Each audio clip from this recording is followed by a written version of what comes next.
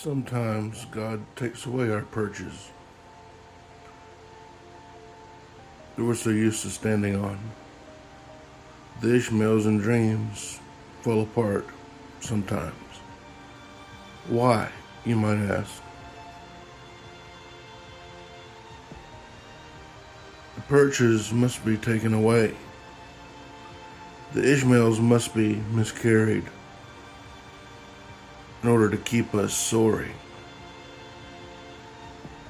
in the Spirit. Those who wait on the Lord will mount up on wings like eagles.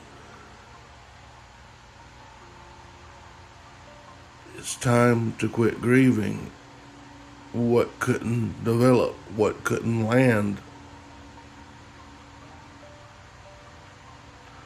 and begin to let go of that perch. Begin to let go of that comfort zone.